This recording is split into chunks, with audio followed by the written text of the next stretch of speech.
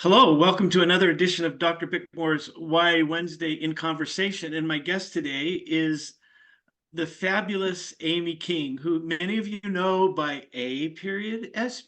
King. And you'll see that on most of her books written in the young adult vein. Hello, Amy, how you doing? Hey Steve, how's it going? I'm doing all right, thanks. How are you? Well, good. We all move forward with the things we have in life, right? That's True. good. I love that you have two mentors behind you, Great. Kurt Vonnegut and Spock. And who's the third one that I don't see?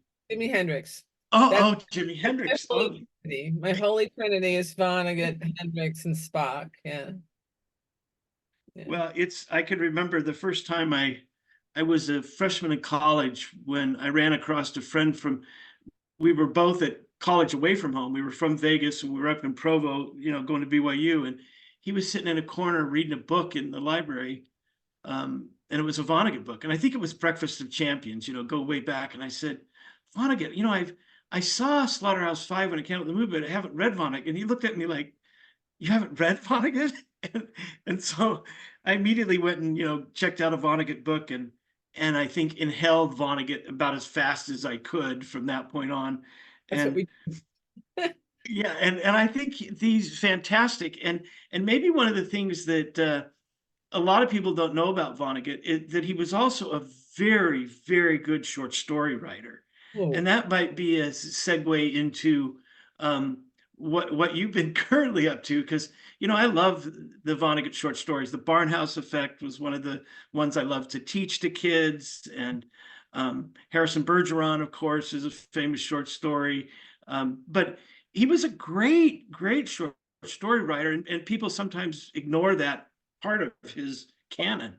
I I think they forget, or they don't know his history. In actual fact, what happened was when Kurt came back from the war, he was able to support his family. Now let's think about this. Writers out there will get a kick out of it. In fact, all of us will get a kick out of it. He could support his family on writing short stories for Collier's and those big name magazines back then that published short stories. We have to remember that television wasn't what it's like to Right. first, certainly not like it's what it was when we were growing up, but and also wasn't certainly anything like it is today. But when the television came and killed the short story market, he was so I don't know quite the word to use. He wasn't upset. He was disappointed. He was like, "Oh God, now I'm going to have to write novels all the time." He didn't want to write novels all the time. He wanted to write short stories. That's why I think a lot of his books have like little short story ideas in them, like that he Yeah. talks about. And a lot of times I think that's why he ended up doing the threads that he did. Breakfast of Champion, the thing about Breakfast of Champions, Steve, one of my favorite things about it is that that was his 50th birthday present to himself. Uh, Because he was from the era he was in, and because he survived the bombing of Dresden at age yeah. 18 and all these things, he felt like a grown man, I assume. But at the same time, don't we all feel like teenagers, or at least I do inside? I feel like different ages, right? But what's so amazing is that he talks about his 50th birthday present like he's really old and all this. And I'm sitting there and I'm like, I got to 50 and I was like, oh, shoot, right? Like I don't know what to do. And it's funny, I don't know what my 50th birthday present was. Maybe Switch was my 50th birthday Yeah. present. Well, it's interesting that you say that, because I think Vonnegut was forever young in his mind, right? The way he saw things. And I'm having a little bit of that trouble now because I'm 68 and in theory I'm supposed to be retired, but I'm still interested in young adult literature. I certainly don't want to go back to any faculty meetings or committees, Yeah. but I still want to do this interview and other interviews and try to keep the blog alive if it's useful to teachers and academics and authors. And I think that it is in some ways, but I don't think I see the world much differently than I did between 18 and 25. I maybe have some more experience, or certainly more entrenched views about the value of liberal politics, you know, and want to fight those things in ways that I probably didn't when I was younger and should have. But I think that's really an interesting perspective that you have, that you keep thinking, well, who are we and how do we think about the world? The short story thing is just brilliant that you're thinking about that now. Oh, in 1997, I swore off short stories. I said I would never write another one because I wrote 10 and they were appalling. They were just bad. But all of my writing, well, not all of it, but yeah, all of my writing around then was early. It was early. It was when I finally sat down to do it. I finally, moved 3,000 miles away and I was doing it. It was mostly on a typewriter. I wrote my first 10 short stories on a typewriter. And so, there wasn't a lot of copy paste. There wasn't a lot of, Yeah. uh, you know, um, yeah, leeway that you could give yourself in a first draft. And anyway, they weren't great. And I said, I'm never doing that again. And I went back to novels. And then it was until I wrote another short story finally in 2000, and I'd moved back to America then, I think 5 or 6. And it won a contest online and then ended up getting shortlisted for Best New American Voices. And I got it published Oh, in the NYU, Lit Journal. And I thought, well, maybe I am good at this. And then just started writing more and more. And then that just changed. I don't know. It changed how I wrote novels. Because by that time I'd already written 7 novels, none of them published. I was writing for a long time before I got published. yeah. But then that changed. The next novel after I wrote those was so different to the novels before Mm. it. Like the economy of words, the way to tell a story, the layers of different threads, like everything changed. And it, like, to this day, when someone says, will you write a story for an anthology, as long as it's in my wheelhouse, I will say yes every time, because I never Yeah. know what's coming. It's just, I did one for there was an anthology called Tasting Light. It came out, I think, in 22, and I Yeah. wrote, I think my best short story might be in the end of that book. That might be my Oh, short story. okay. So And that's one I'm not familiar with. So now I have, I'm forced to now read something else. Way to oh, go, Amy. so sorry. Feisty. That's the other, so talking about the collectors, which, came as a surprise for everyone because people don't even think that, anthologies are kind of up for the Printz Award. And so when it comes, it's the first time. And I think a lot of us had never tracked that or even thought about it, right? But here, so that's a pretty monumental task. And as many people know, I've been kind of out of the loop and haven't been reading things except, I've been back engaged since July, right? So I still haven't got a copy of the collectors, had read it. And so I've got it on hold at the library until I get another copy. But you got a pretty strong collection of people who wrote for that. And I think some of them are writers who people should know better, right? That was the Uh, point. That was the point of the mix. All right. Yes. oh yeah, I think like I think people should know E. their Charles. work a lot better.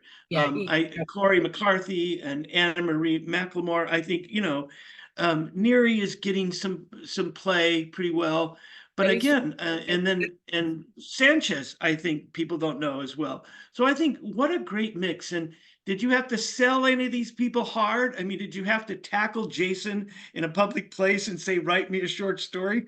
So, Yeah, I didn't. It's funny. Well, I'm so in 2021, I was interviewing Jason about his emotions on my emotion. I call it the emotion tour when I released Switch.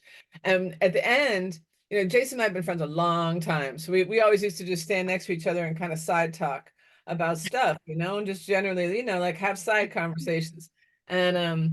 And so without, referencing what conversation we'd had, he just looked at me through the camera like we were looking at each other now and said, Amy, when you gonna write a straight up book? And I got real serious because I was gonna answer his yeah, question. It's a legitimate question. And I said, gosh, Jason, I don't know any other way to write a book. This is the only I've written like 20 some of them. This is all I got.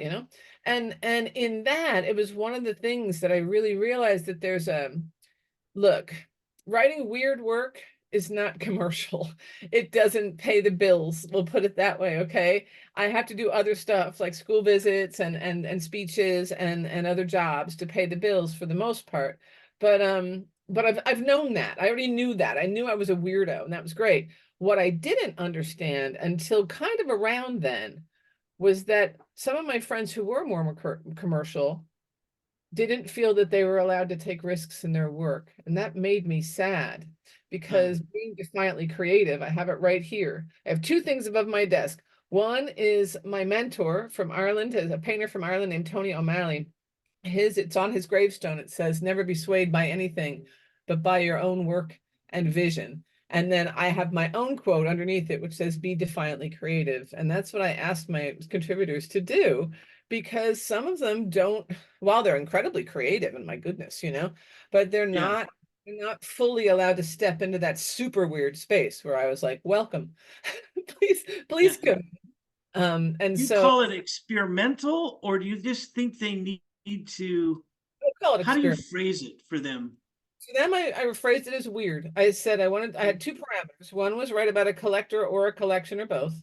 Um, and the second thing was there are no rules. So that's the first thing. Just take the rules away. And that's when you look at the actual, when you finally look at it, Yeah. you see that what pops out right at the heart of the book, right out of the Yeah. gutter, um, is Corey McCarthy's groundbreaking story, which is mostly illustration. And that's when I realized, oh, good. Like they absolutely took my lead. I said, be weird. I said, do something you want to do, but never could. Do something that just do what comes to you. And every one of them did. It was a stunning experience, and I hope to do it again. And I said that before any gold sticker Yeah. came away. I said it to my agent. I'm like, not right away, I promise, but I would like to do this again in some way. Well, And I had to almost stop. I was so intrigued when it won. I kind of had to stop reading reviews and everything because I want to kind of come to it. So I kind of backed off from reading everything. So I know a little bit about it, and I keep thinking, oh no, I have to read it. So I've got to back away.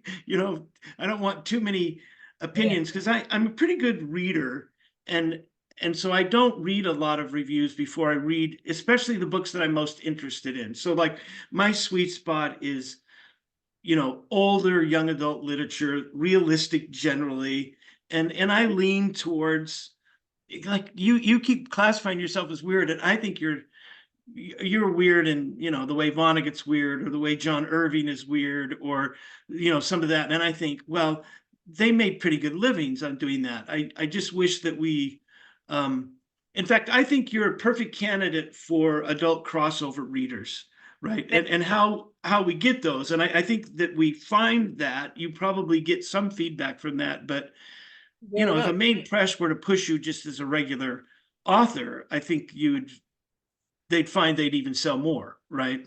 Tell you what, Steve, I have tried to do that. Publishers don't do that. It's amazing. So I remember being in Little Brown one time in Hachette in the building, and we were walking down like a set of steps, and I said, "So where is the adult department?" "Oh, that's just downstairs." So you just have to go down this one flight of steps to have a chat with their marketing department. Yeah, yeah. I'm like, huh, that's interesting. But they just don't meet. I mean, and I Yeah, understand everyone has their own job, right? And I get that, right? But it is, and the New York Times has often called me crossover, and they're right. yeah, It is crossover. And honestly, half my fans, or at least the letters I get, are from adults. And what's amazing about that is that a lot of them are healing their inner teenagers, because one of the things I say to teenagers these days is to not that growing up, what they were told was growing up was a lie, and that we'd misled them. Growing up does not mean suddenly rolling your eyes at teenagers and being all yeah, knowing everything. That's actually called abandonment, self-abandonment. And if you abandon your teenage self when you're 20, then it's going to take you till you're about my age to not only find it again, but also change your life back to what it should be, because you're faking it. You are yeah, who you are. Like, you yeah. can't run away from who you are. You can't run away from what you did when you were 15, even if it was dumb. And so, I kind of get into those conversations during school visits and stuff, because I don't know, because that's important to me. I just feel like teenagers are being misled in so many different ways, and yet they're being given responsibilities that we never had as children, as young I, people. I think there's so much truth to that. I mean, I was, longtime teacher. I taught 25 years in the classroom, and then another 15 at the university. And if I were going back, I tell people, and I taught AP for a lot of years, the AP things, and I occasionally would teach a young adult novel, but not enough, right? And I tell people now, we have a session that we often do at NCTE called First Books, what we would start with and why. And I'm pretty sure that if I were to go back and teach an AP class again, which I don't think I'll ever do, I would start with Holes, because it introduces realistic fiction, it introduces um, magical realism, it has a double narrative.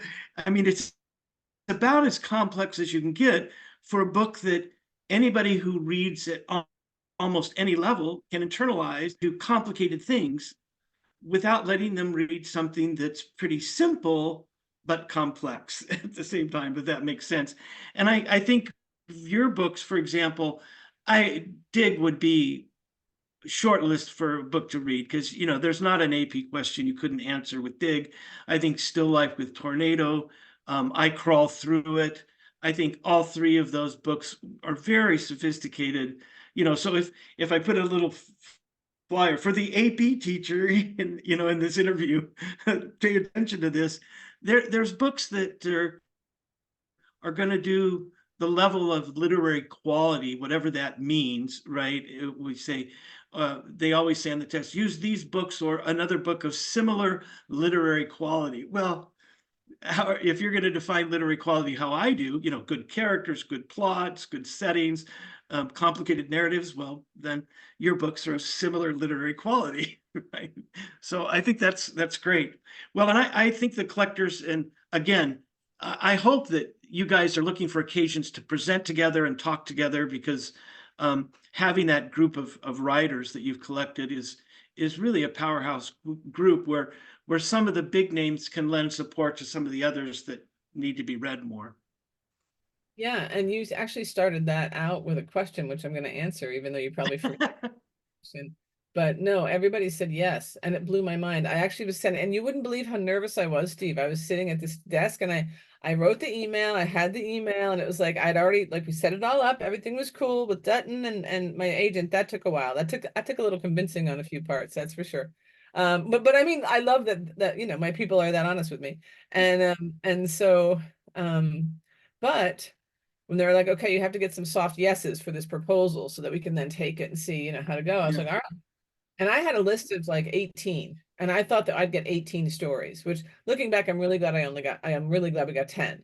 But what was that I'm bummed about those 8 I actually got, well, because there were 2 people who had to kind of, there was one spot that got refilled 3 times or twice, really. Just because family stuff, and I'm sad because it's actually that's an author I admire. She was my first ask, I'll be honest. Wow. I work in my short story class every time, but she had to go do stuff, and then whatever. But so I got one of those people off the other 8, but I still have that list of like 8 to 10 people. But everybody said yes. I didn't have to tackle Jason at all. I mean, Jason had to tackle himself, because he was like, because he was like, because he knew he wanted to write something. He just knew, and he said yes. I couldn't believe it. Every single time I got a yes, I jumped out of this chair and did a little victory lap behind me in the office. Well, and I think it deserves a victory lap to do, and I think that there's a lot to be talked about all those authors. Everyone there, I think, has a book that's just a standout attraction for me. I think M.T. Anderson's one of the best people writing, period, and so that goes on and on. Well, let's talk briefly a little bit about, 2 Printz Awards, and the other one is Dig. It's your book, it stands alone. When you were writing that, how did you think about that book compared with some of the other things that are hardline YA? Not talking about the things that kind of lean towards middle school. Did you see it as different in terms of its topics, or how did you envision Dig as a book to write? Well, Steve, this is where it's kind of fun, because this is where, in a way, some of the questions that you sent, which I know we're not going to get into the questions, but some of those too. I didn't think about Dig. I don't think about my books. I'm truly I'm a surrealist in the way that I use Breton's method. I didn't know I was using his method until I read the manifesto and went, oh, this is what I've been doing for 20 some years, right?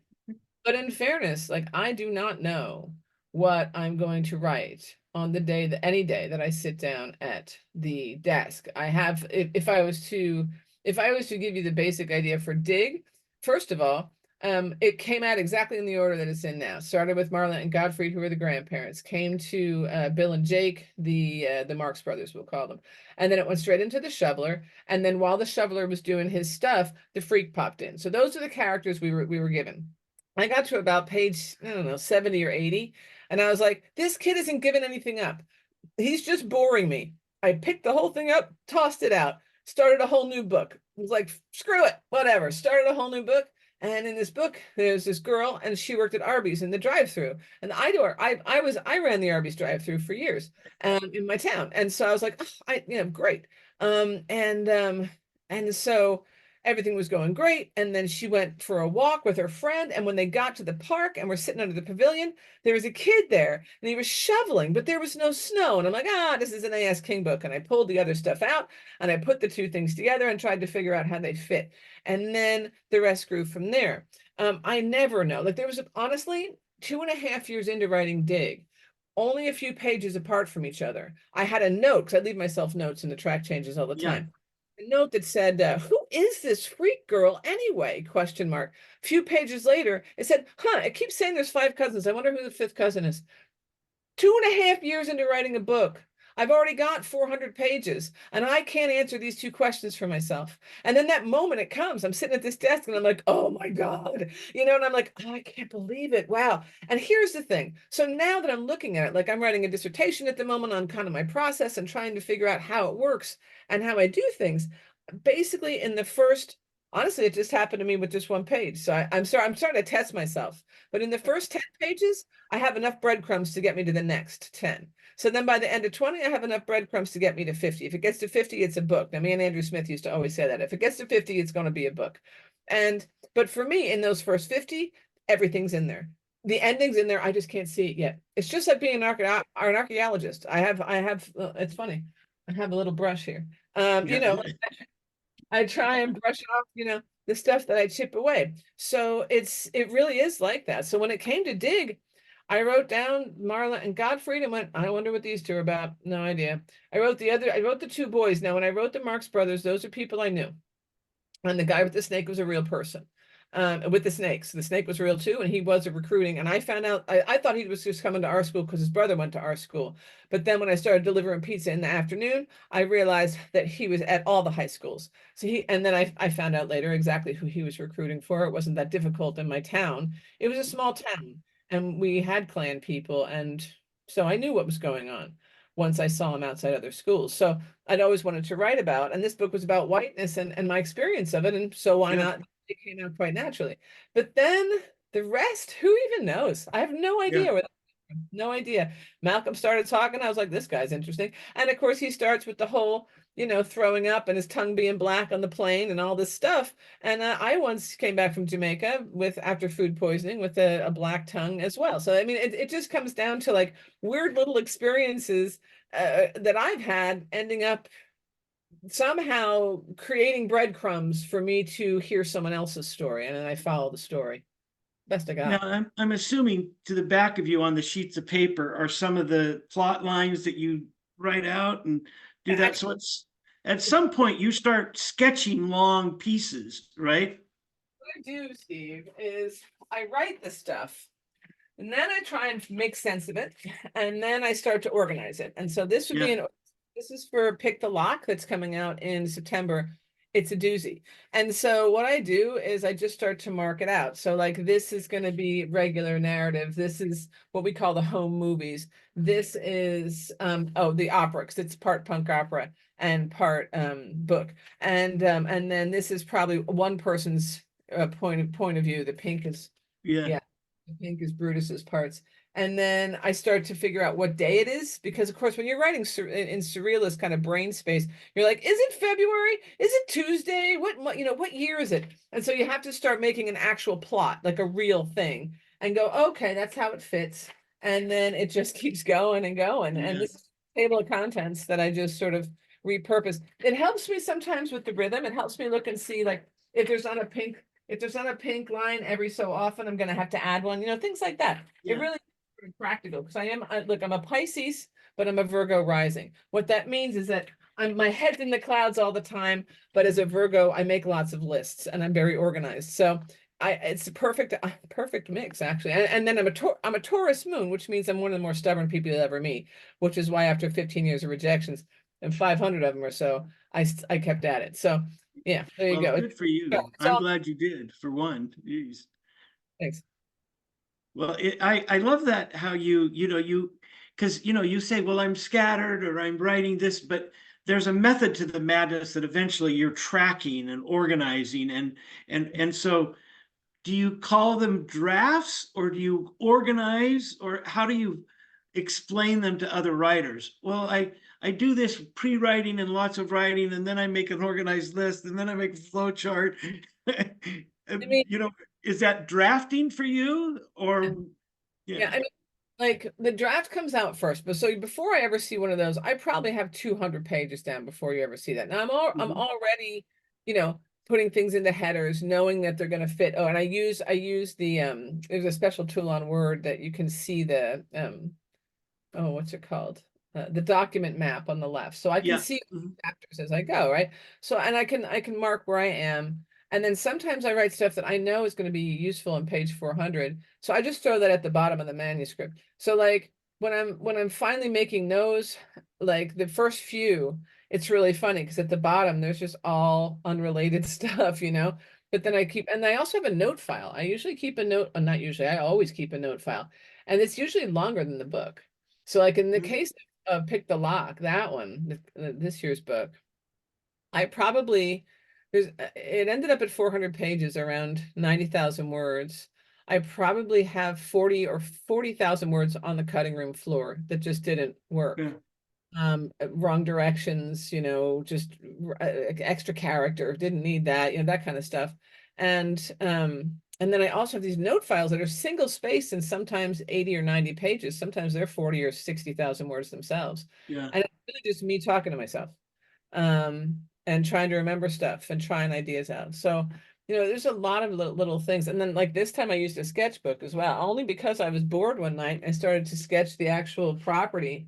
And once I sketched the property, I was like, oh, I guess I'm gonna, you know, use this. But like, and that was just random. I just sketched a thing, and then Yeah. it became like where Jane's, you know, school schedule is, and where her, you know, all the dates of birth, and you know, all these things, you know. That you have, yeah. The novelist has to do often a lot more meticulous, you know, the things have to tie together, right?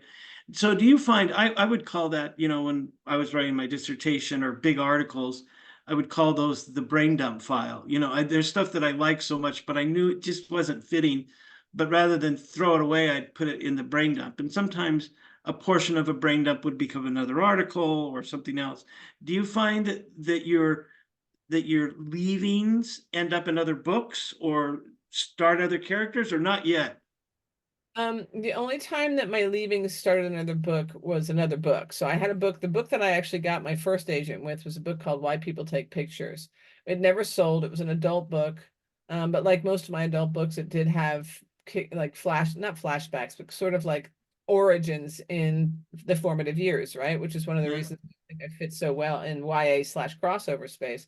But Why People Take Pictures became a book in my book, Gloria Bryant's History of the Future. Okay. So it became the book that her mother, a sketchbook actually, that her mother had hidden in the darkroom that she finds. And so parts of it ended up being used in Gloria Bryant's History of the Future. But I mean, that's it. No, my leavings don't really. Although I did just actually, it's funny though. No, maybe they do, because I just found, and I wrote a proposal yesterday. I think I'm about to sell this book, and I think they're going to be excited about it. If they're not, then someone will be, and that's not a threat. But I just found this cool piece of writing. It's only about a page and a half long, double spaced, and it's about this character. I'm not going to explain what the premise is, but what's interesting is that while she's explaining, I tried third person, then I tried first person, and when she went Uh-huh. into first person, she mentioned the system, and the system is what Pick the Lock's about, which is YA. This was clearly middle grade, whereas this was YA. So I was clearly trying to find a voice or a space to start this book about the system. Uh-huh. And then, so this is a leaving technically. This was some side Yeah. writing in the very beginning, trying to figure out who was going to talk and how old they were going to be, and just figure out who they were. Because that was a conceptual book, because it came as a system and a setting versus a character first, which is very rare for me. Yeah. Yeah. Well, great. And well, it's fascinating. You and I could talk about this forever, right? But it's enough teaser for most folks about your writing. I want you to talk about the role that Andrew has kind of played in your writing. Um, Andrew Karre, my editor. yeah, Yeah. yeah. So when does he see your stuff? How early? What suggestions does he make? Does he see it when he wants to or when you want to show it to him? Well, I learned this the other year once the pandemic lifted and we could finally celebrate Dig's win of the Printz, because we couldn't celebrate that in real time. And we were sitting at a restaurant somewhere, it was ALA, or I can't remember when it was. And he said something about how one of his clients, they talk weekly, and I said, "Wait, you talk weekly to people?" And he goes, "Yeah." And I go, he's like, "If you want to, we can talk weekly." And I was like, "No, hold on." And then he told me that when he goes to conferences, one of the big questions that people ask professionals, agents and editors, is how often do you, like, what's your communication style with your clients? And he said that the person we were talking about is like, sometimes I say, well, sometimes it can be weekly, like so-and-so, or then you have AS King, who I might not talk to for a whole year. It's just so true. I love Andrew. Like, he discovered, like, if it wasn't for Andrew, you and I wouldn't be talking. Let's be fair. Right. Everybody else was happy to reject me because I was a weird woman, and that was important in my rejection letters. It's in there. You're too weird because you're a woman. Men are allowed to be weird. Go ahead and look at Kidlet. Look at the weird Kidlet stuff. Could I Yeah. have Frankenstein makes a sandwich? I don't think so. I could have, but they wouldn't have bought it from me, and that's a different thing, right? And so anyway, okay, so what's funny is this. As things usually go, you send as far as I know, you send your manuscript to your agent, and then they send it to your editor. Somewhere early enough on, once I started being later with my deadlines, meaning I was always making deadlines. They used to call me the calendar at Little Brown. I would truly deliver on the exact day I said I would, but I also was writing a book a year, supporting my family. I mean, I'm still supporting my family, and being a breadwinner was always sort of one of those things. But then things got late because life got tumultuous and different and difficult. And I sent my manuscript to both my agent and my editor on the same day. And but usually until Pick the Lock, it was done. Like, it had to be done, it had to be finished. I had to be happy with it, and I would send it. This year I sent, for the first time ever, I sent one with placeholders. And that made me very uncomfortable until I was able to send the whole thing. But his comments are always amazing. We talk them after he reads, we talk on the phone, and he'll give me some ideas of what's going to come in the edit letter. And he's always right. I've never had to really fight him on anything. I mean, he's a genius. I don't know what else to say. He's got he has to be a good reader, considering the people. I don't know everybody he probably works with, but the ones I know, I think he's picking talent. Even people who maybe aren't selling very well, I think he's supporting very good writers for the most part. He's very good, and he's very good at his job. He's very good, at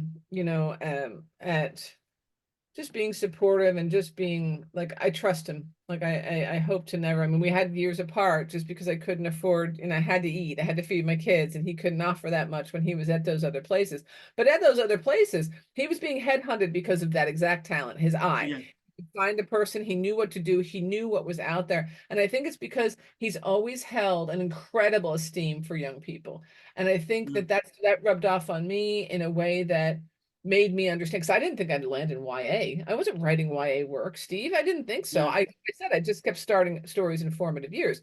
And then once he bought The Dust of 100 Dogs and said it was YA, I read some YA. And I'll be honest with you, the first one I read, which I will not tell you the title, was so terrible, I cried for hours because I thought I just worked 15 years of my life to become a published author. And now I'm going to be with this slop. I was so bummed. And the funniest thing is that I had a legal tablet, and somewhere in my notes, I have this.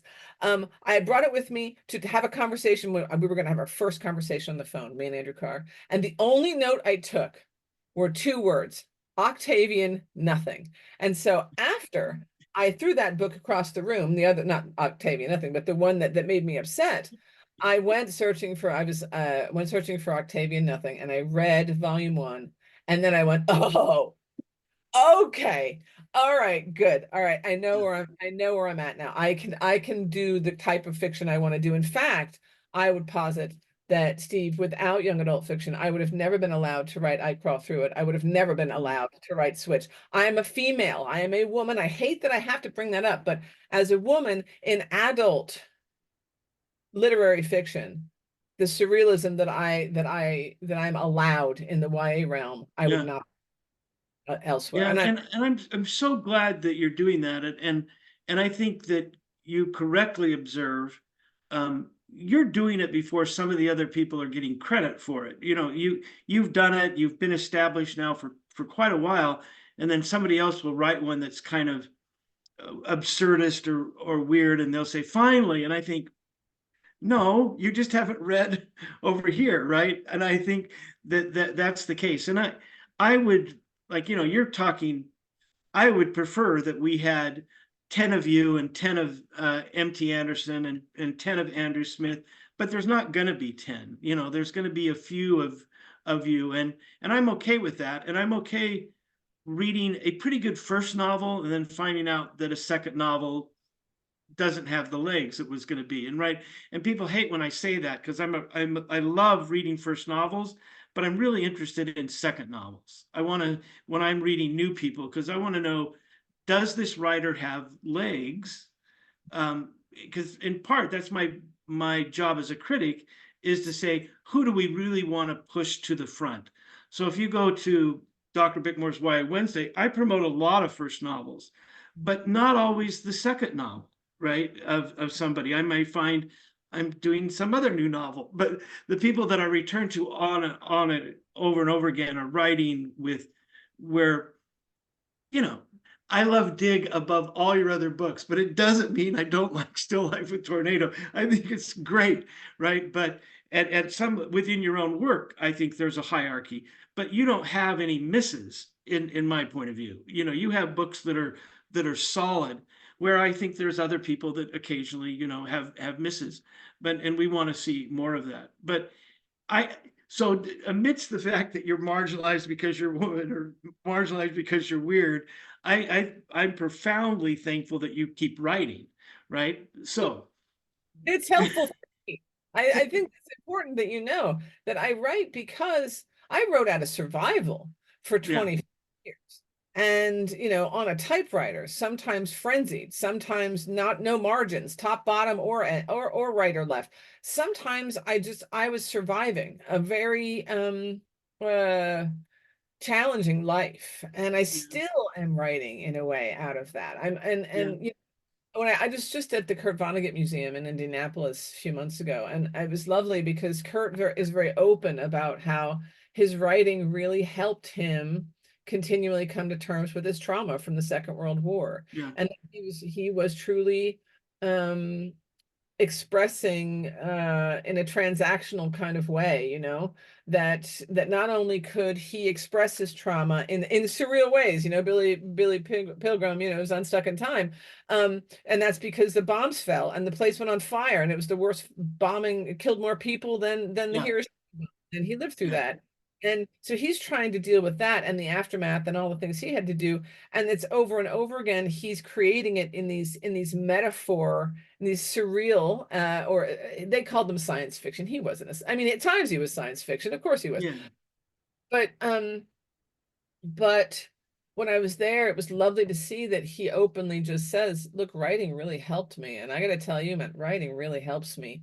This book, Pick the Lock, it really, really helped me. And all of my work has. So it's always been sort of a survival. And so I don't care if it, people are like, when are you going to make $1 million? Or, are you going to hit the New York Times bestseller list? Well, first of all, I have, but they just didn't put me on it because it's not a real list. You just say that out loud, please. It's a curated yeah. list. It has nothing to do with bestsellers. What a bummer. But more importantly, I'm not here for that. I'm not Yeah, even here for the awards. I'll take them, and they're wonderful. And it's a wonderful bonus of being on that side of the business, right? If you're on the side of the sure. business, you're writing really quality work, but you're scraping together more soup for dinner. It's nice to get those awards, But it would be, the idea that if I was built differently, and writing the books that I am, and I've had people that we've talked about in this conversation say, if I wrote that book, it would have definitely got more marketing, more attention, more critics would have gone nuts over it if I wrote that book, but you wrote that book and you're you. And then like, yeah, it's true. I don't care. It's not the first time in my life that Well, I've didn't it's care. exactly one of the reasons why I want to interview you as opposed to other people first, is because I think, you should be noticed. You should have people kind of banging that drum for you. And I think like you remind me of your sheets remind me of the work of John Dos Passos, who in his era, I think, was a great writer who was under recognized. He was every bit as good as, I think, as Faulkner and Hemingway and Steinbeck, and wrote some really sophisticated stuff. I think the USA trilogy is fantastic. Three Soldiers is maybe the best book about World War One, but we don't read him because he was kind of a little weird for his time, right? But doing awesome stuff. Right. This is where we come back to the weirdness and why. And so to go back to one of your original questions, how did I get people to join me for the collectors and stuff? What I said was that there was a currency. And in fact, for me, it's emotional. There's an emotional currency in weirdness. And this is what I'm doing my paper on, my thesis on, is trying to say that there's a validation of present day teen trauma that adults constantly devalue and dismiss. Mm. Such as, asking them to hide in closets since they're 4 years old, all the way up to third level, to prepare to getting murdered in their classrooms. So there's trauma. They have done white papers. They have done many, many papers on the types of trauma that these specific Generation Z and a little bit of millennials, these guys have had to go through things that you and I don't understand. I'll Yeah. have people your generation often say, well, I hid under desks. I'm like, that's not the same thing. So you didn't go to the news later that night and see a bomb dropped anywhere. Right. You're just being prepared for a thing. That's fair. These kids are going through something entirely different. And I shouldn't even call them kids because some of them are way more mature than half the adults I know. But for me, there's an emotional currency then in weirdness, because you know why? Because I have gone through shock many, many times. I've been in shock. I've had trauma and I had that shock reaction in my body. Mm-hmm. And having that shock reaction in your body changes your nervous system. And so these young people have a different nervous system than we're used to having, because we can't imagine teenagers having a nerve unless we went through trauma as a teen, which I did, so I can understand that. But I think weird fiction speaks to them right in here. I think it speaks to them, and I think it helps them to go, oh, I do have trauma. Oh, I feel like that. Or, oh, I feel seen. The way that, hey, you'll appreciate this, the way that this book made me feel seen. That's Confessions of a Teen in the Boot by Paul Zindel. That's the copy I stole from my junior high school library. I still have it. I still read it. I lecture on it. I love it. It's fallen to pieces. I love this book. But the reason this book spoke to me, well, look, I don't know if you remember the plot, but it's just a teenage boy and his mom who's a traveling nurse. And I'm not I wasn't a teenage boy. There were a few details in the book that stuck with me, but what I saw, because there's only really one teen. There's one other teen that's very barely there. But most of the people in this book are adults, fully formed, Yeah. three-dimensional adults. And a lot of them are drunk white people. And I went, oh, I feel seen. And it made me feel seen. And it was a wonderful thing to read a book with a lot of, adults. And this is one of the things that, I remember somebody recently got a lot of credit, not so recently, maybe 10 years ago, got some credit for, oh, well, he has a fully formed adult characters in his book. That's the first that it's ever been done. I'm there laughing, going, first of all, that's the reason I love Zindel. Second of all, I've been doing that from the first book. What's wrong with y'all? Yeah. It's funny how we do that, but I don't Yeah, really. it is funny how we do that. And I think Gary Salvner talks about Zindel as Zindel didn't really know he was writing young adult fiction until somebody thought, well, we could market it this way. And then he went, oh, okay, if that helps, I can't believe I never wrote him a letter. He changed my life. I don't just have that from my junior high school library. I have every single Paul Zindel book from my high school library. I have them all. They're all here. Good. And I'm glad that you forced him to buy another one. It's me too. it's I think you're talking about that, and it's one of the reasons, and I didn't teach it much, but I see why people do, why The Catcher in the Rye stays in many high schools, is as hard as it is, and it's as dated as it is at its place and time, kids still resonate because of the pain. And there are kids who recognize that and will read a pretty complex book and know that it's about them in some ways, even though they don't maybe know private schools, they don't know big city New York, but they know that this kid is going through some level of pain that, or marginalization or bullying or whatever the case may be, that they identify with in real ways. And the first page, I have it sitting right there. I read that. If I'm ever sitting here going just like drained, I'm like, I'll just pick that up and I read the first page. And the first page, he talks about, what's the line he has about just how everything's, it doesn't go into phonies until later. Oh, I wish I had Yeah. I do have a second, and here it is. Hold on. The first page, there's a line on the first page gets me every single time, Steve. I gotta tell you, it's oh, I love his tone. If you really want to hear about it, the first thing you'll probably want to know is where I was born and what my lousy childhood was like and how my parents were occupied and all before they had me and all that David Copperfield kind of crap. But I don't feel like going into it if you want to know the truth. I'm sorry. There's not a more authentic young person voice than that. It is Yeah. unbelievable. He is unbelievable. And so I keep that on my desk for that. That's my desk book. Yeah, That's my it's really, yeah, I love that. And that's one of the first times I met David Levithan is when I said, oh, David, I'd love to speak about The Catcher in the Rye and its influence on young adult literature. And he said, I'm in, I'll, I'll come and do a present. And that's when we first met. We did a presentation at NCTE, 10 or 15 years ago now, because I could entice David with, somebody still wanted to talk about Catcher in the Rye. And David also loves another one that's marginalized by people, A Separate Peace, which I think is another book that has some solidness to it. And Knowles never captured it again, right? He wrote several other books, but nothing that what he captures in A Separate Peace, right? So I think those books hold out because if they really speak to the life of kids, the trauma they're feeling, the alienation they're feeling, then you've got something to talk about. And I think that's what you hold for all of your readers, that kind of honesty in development of characters, in development of emotion, also in trauma that comes. And I know that you've had your share of that going forward. And as like you say, I believe you 100% when you say I'm writing to stay alive, to stay sane, to move forward. And I get that. I wish in some ways, I don't wish I was a writer. If I did wish it enough, I'd write, but I'm a reader. And I know that I'm healthier if I'm reading than if I'm not, right? If I find out, then I think, oh, wait a minute, you haven't read anything that you enjoy for a while. Go read something that you enjoy. I just inhaled a Dennis Lehane book, a day. I just hadn't read one for a while, and I was, oh wow. And so I read dark detective fiction sometimes, and it makes me feel better. I wish I knew why, but I read it and then I think, oh, I'm healthier now because of that.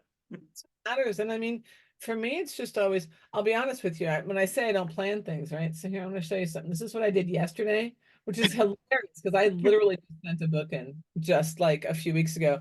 And I'm like, oh, I guess I have a new book. And there it sits. And you know David Gill, I'm sure. And David Yeah, Gill taught me how to at least just lay out kind of a groundwork. And this is for a middle grade book. So this is what I do for middle grade books. For why yeah, I don't usually do.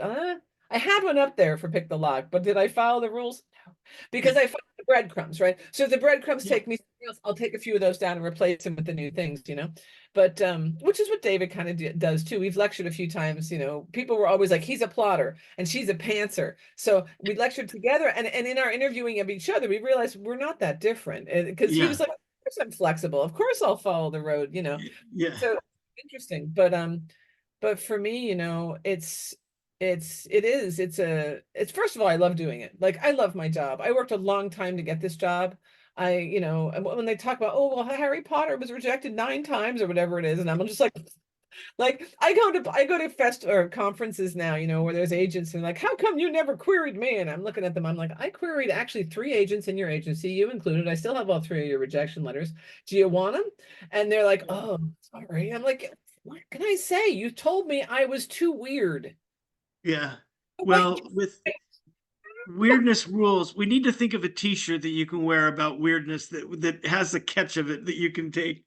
Look, Because I wear weird pants every day, Steve. And I'm weird enough. Wear weird shoes too. I don't care.